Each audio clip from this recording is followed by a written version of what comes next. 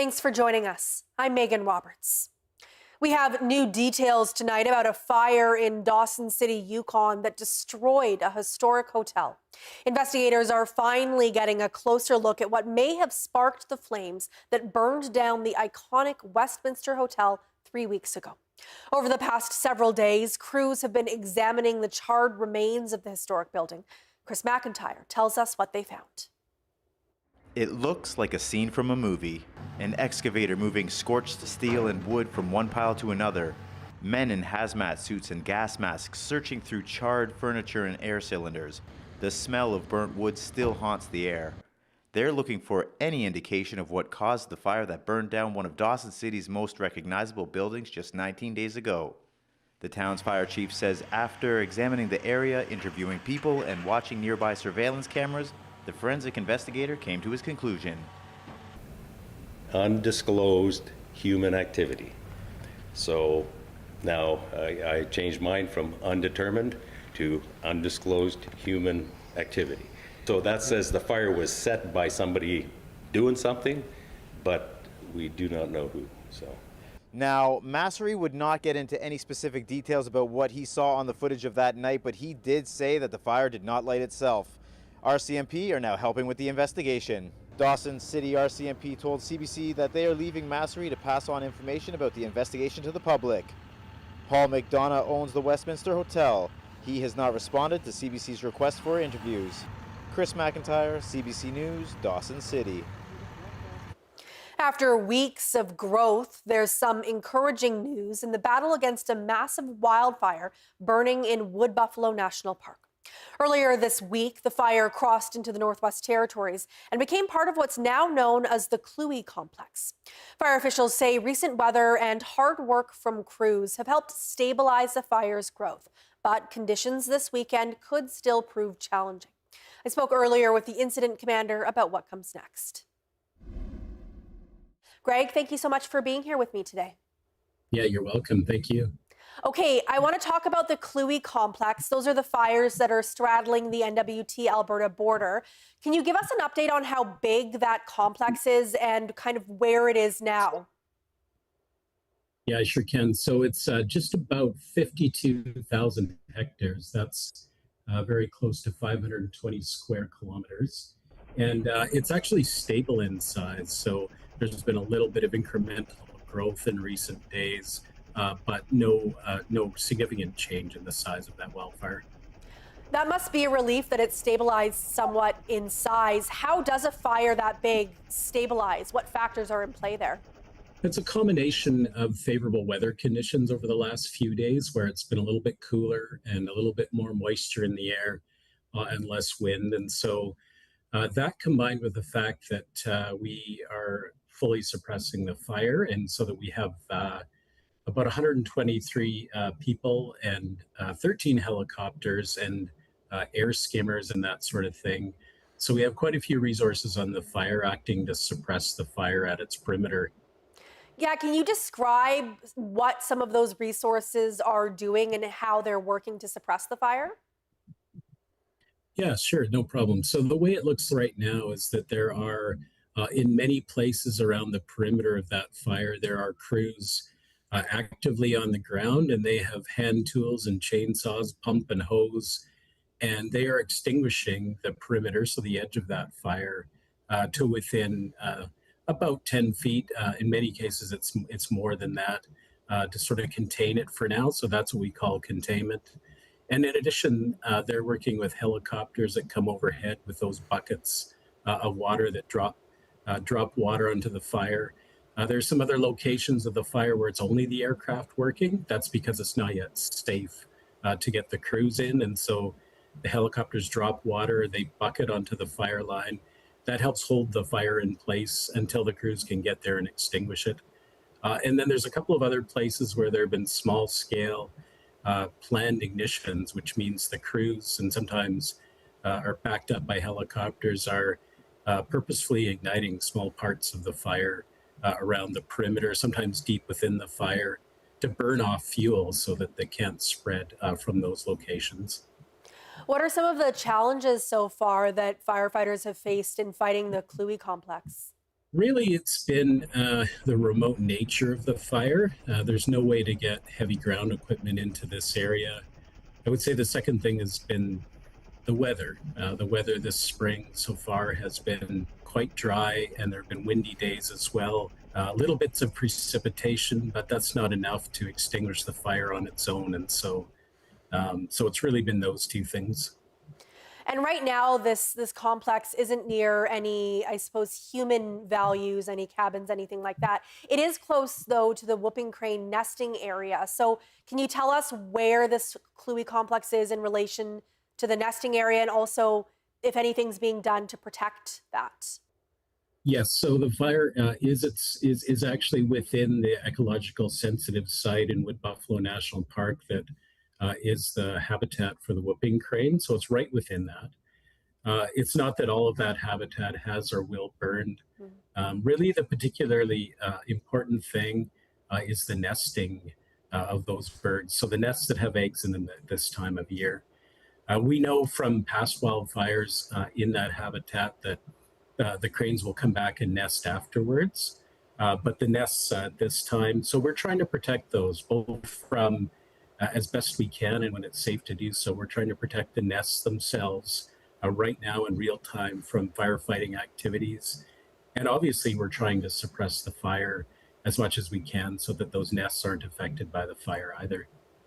And what are you expecting, Greg, this weekend for weather and fire behavior? What will you be keeping an eye on?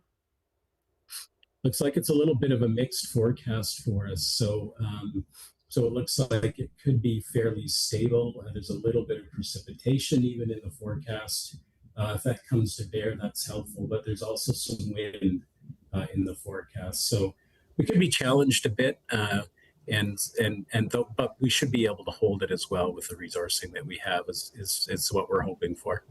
Okay, Greg, thank you so much for your time today. I really appreciate it. Anytime. Thank you very much. A second person has now been charged in connection with the death of George Nachyanik in Baker Lake, Nunavut. Nachyanik died on April 2nd after being found unresponsive and taken to the community health center in Baker Lake. His death sparked a major investigation that has now led to 2 second-degree murder charges. This week, a youth from the community was also charged with second-degree murder in connection with Nachyanik's death. A 28-year-old Baker Lake man was charged in April. The youth remains in custody and is scheduled to appear in court in Iqaluit on June 23rd. Hundreds of healthcare privacy breaches have been reported in the Northwest Territories over the past decade. And now the Territories' health minister says enough is enough. She voiced her frustration in the Legislative Assembly on Thursday as calls grow for greater accountability. The CBC's Devin Trudinik reports.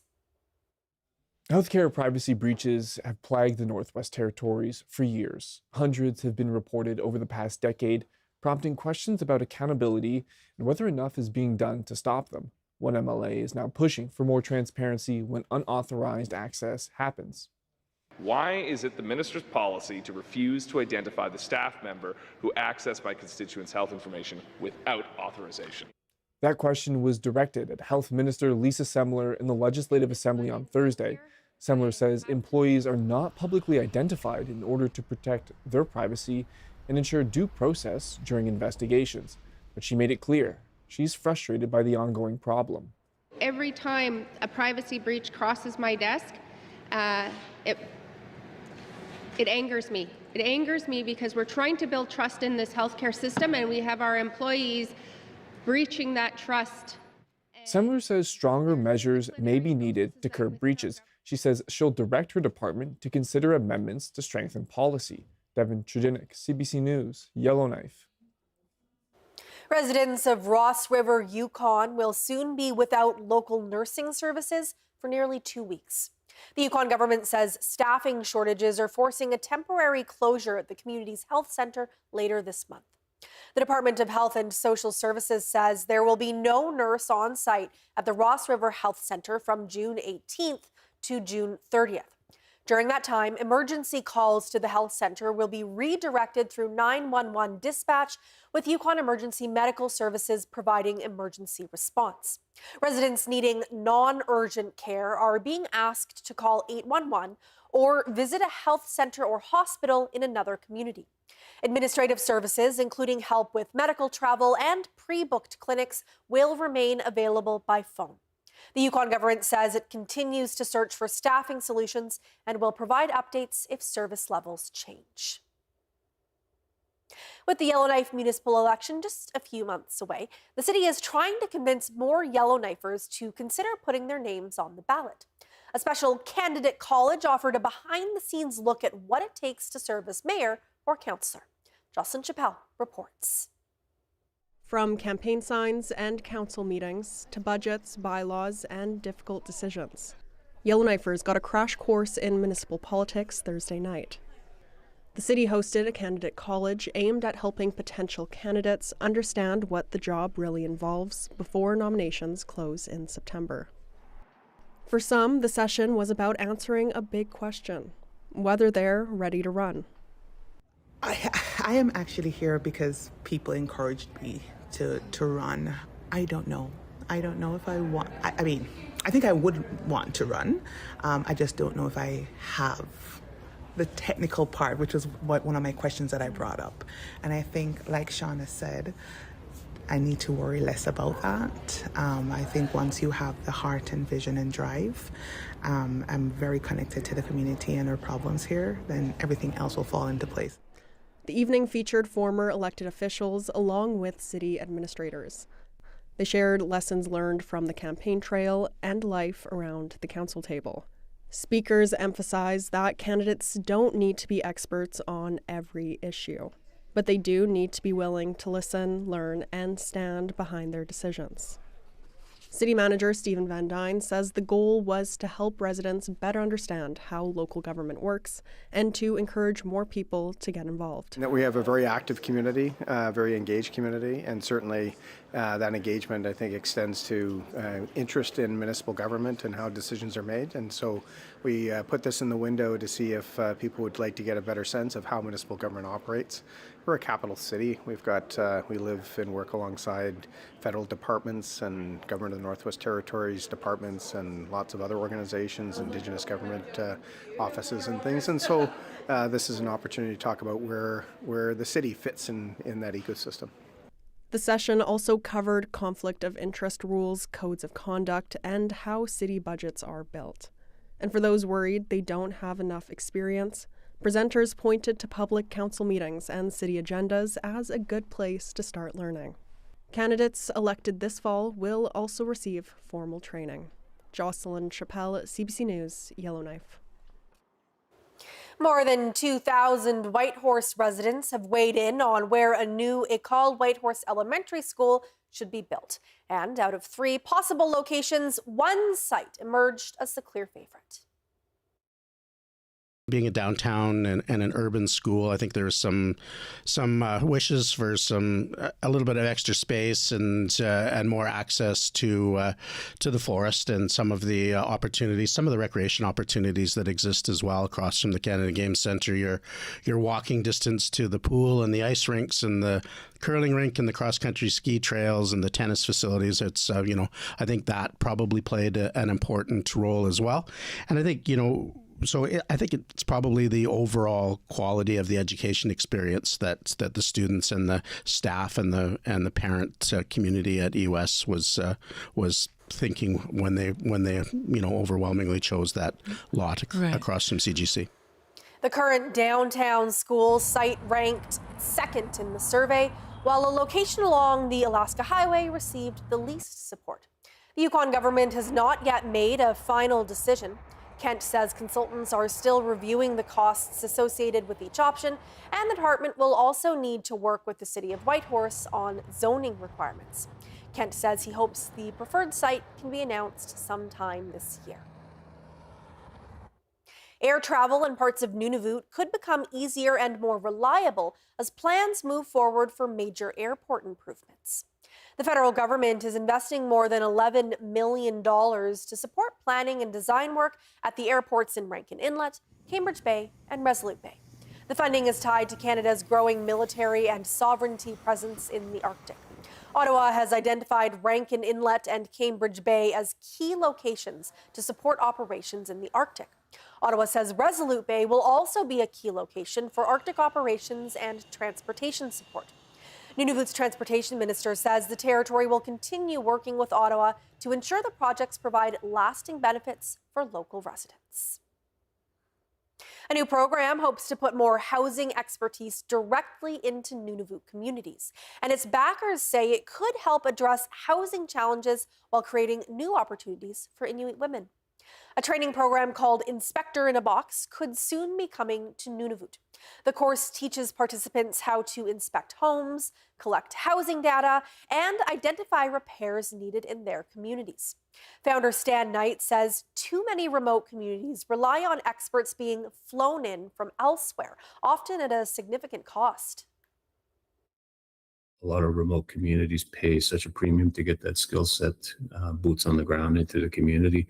They have to pay for flights, travel, accommodations, and everything else, and they're basically left beholden to whoever shows up and have to accept whatever outcomes that supplier provides.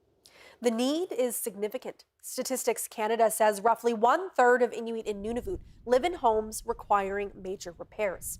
Knight is now partnering with Amautit Nunavut Inuit Women's Association to introduce the program to Inuit women.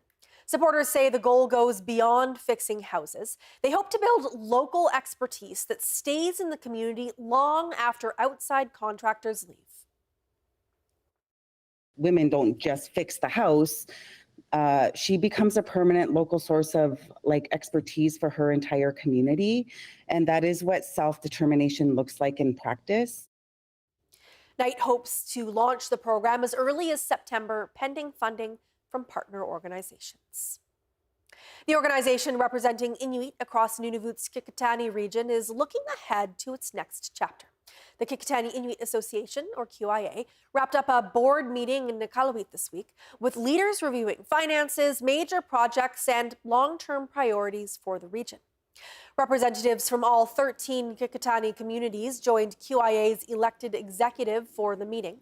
Board members reviewed financial and activity reports covering the past several months, including updates on infrastructure projects and programs.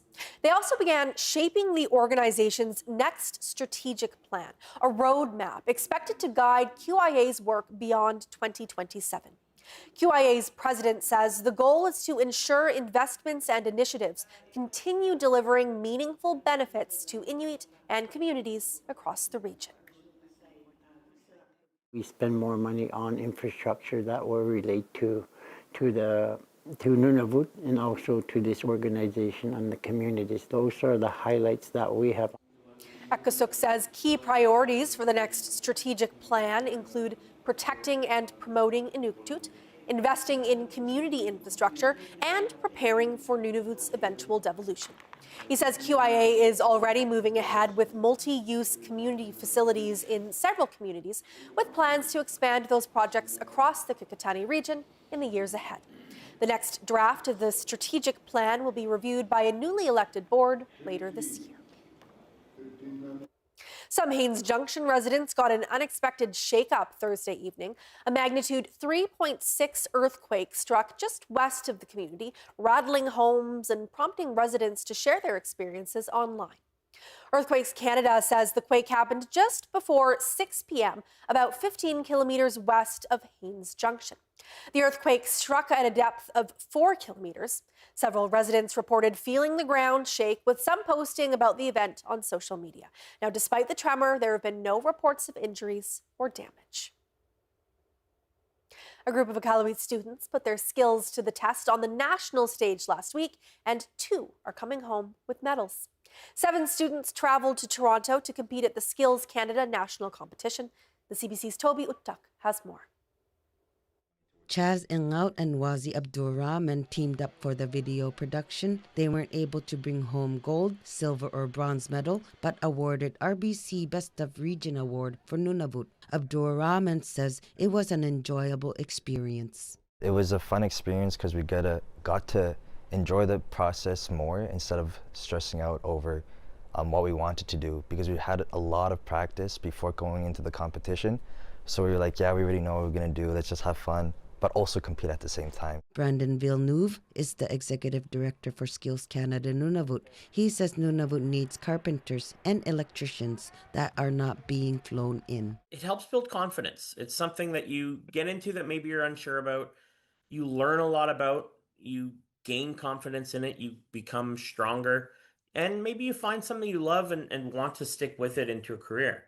And with things like the trades, like Nunavut desperately needs more local tradespeople. Villeneuve says there's going to be a program running in Igloolik in 2 weeks.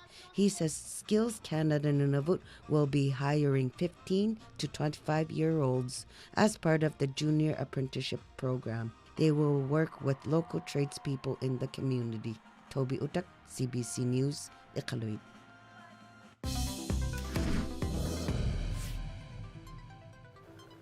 What started as a grassroots dance program has grown into a thriving part of Yukon's arts community. Now, 5 years later, the school is celebrating a major milestone with its latest recital. The CBC's Bruce Dela Cruz reports. Lights, cameras, dance. Haines Junction was getting funky at this year's Creative Junctions dance recital. The dance school is celebrating its 5-year anniversary.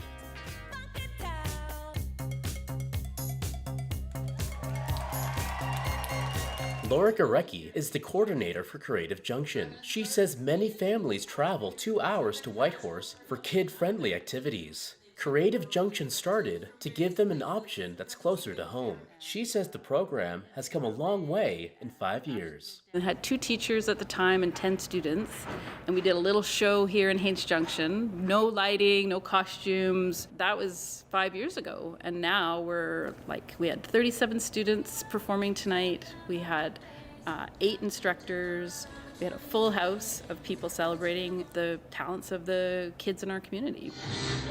Dance artist Valerie Hurtis has been working with Creative Junction for several years. She has enjoyed seeing the community's young dancers grow. The kids are just so enthusiastic, and I think it's a new opportunity for them, so they don't take anything for granted, and they just show up with such a positive attitude. And they're really into it, which is so awesome as a teacher.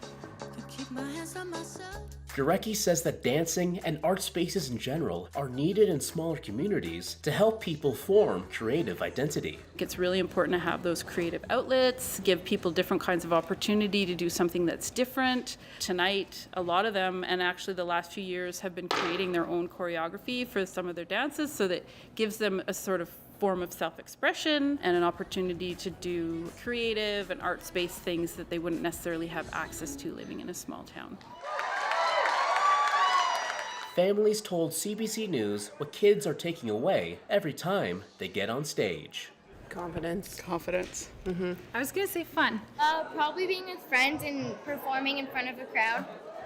I'd say to give people a show and to make them laugh and have fun. It's good for you to dance and go through your confidence. When you're scared, you should never be scared. You can outgrow it by doing it.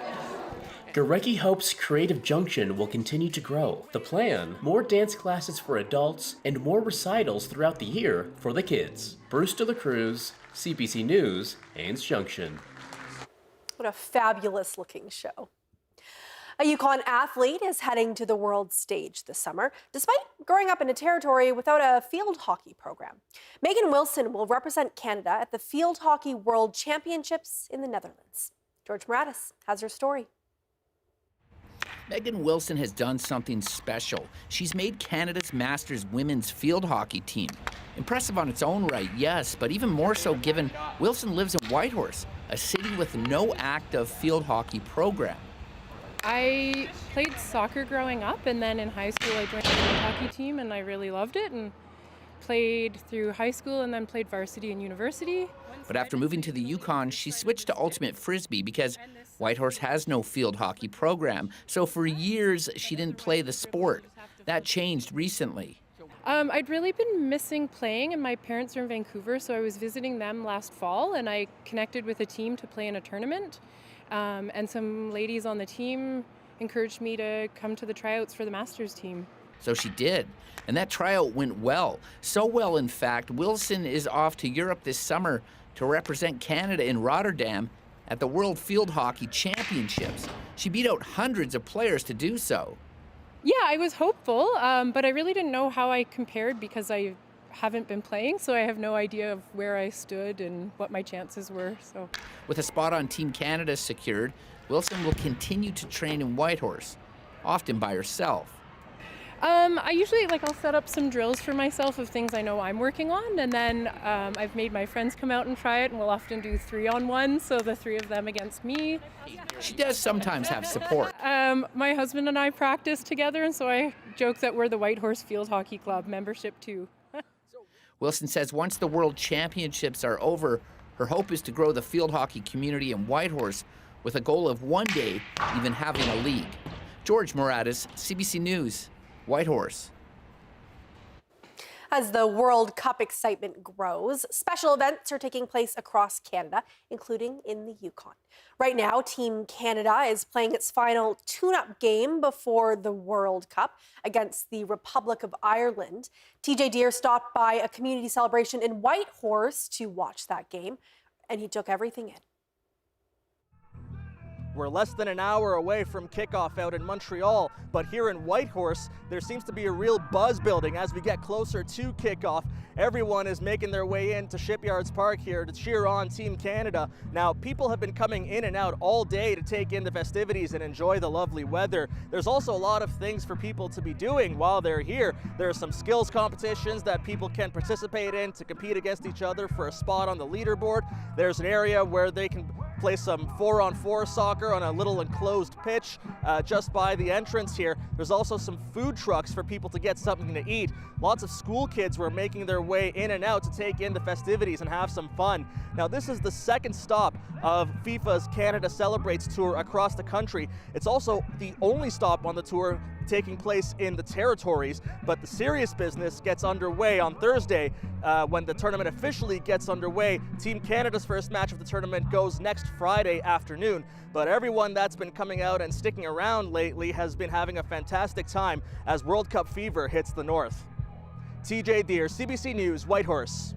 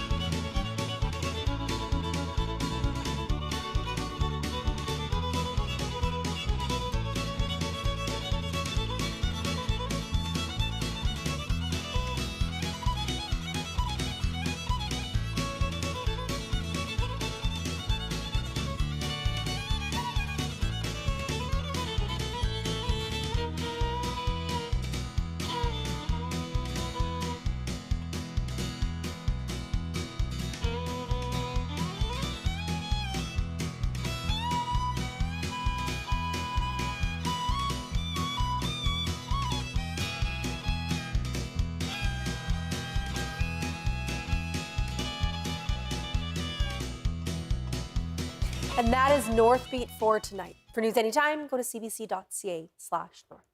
Thank you for watching.